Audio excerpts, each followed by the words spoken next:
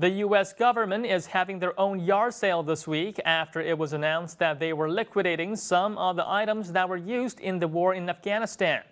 After being at war for 12 years, the U.S. military is starting to pull out of Afghanistan, and they have over $50 billion worth in equipment, including combat vehicles, clothing, and gyms that needs to go.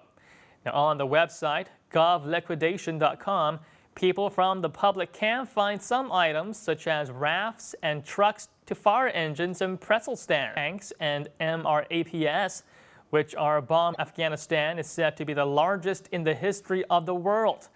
Now, by the end of 2014, the military will have shipped 35,000 vehicles and 95,000 shipping containers back to the U.S., which will inevitably cost over $6 billion.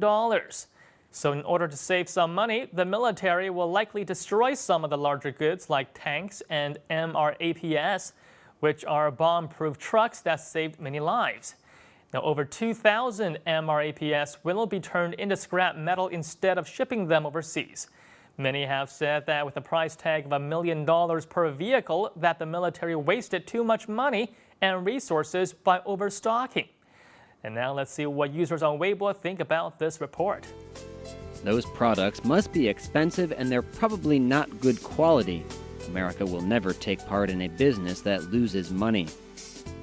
I think this is a trap. When the products arrive, you'll have to pay some tax and you'll be forced to pay to get the item. I'm not sure why the Americans are selling this junk for a high price. It should be sold by weight, then they'll make a profit. If the items are supported by the American Treasury bonds, then China will buy them. Why don't they leave the goods to the Afghani people to compensate them for all the damage they did? I tried to buy something on the website, but Chinese people aren't allowed to buy them.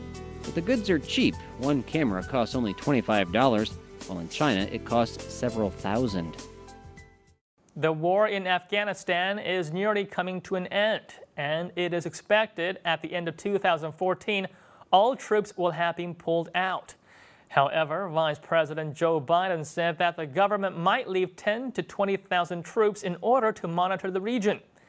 Biden said that with America's presence, Afghanistan wouldn't fall into the hands of the Taliban again, and that the military could provide protection for important sites and people. In 2012, Secretary of State Hillary Clinton reiterated the news and hopes that the U.S. military will provide the Afghan government the sufficient air power to get rid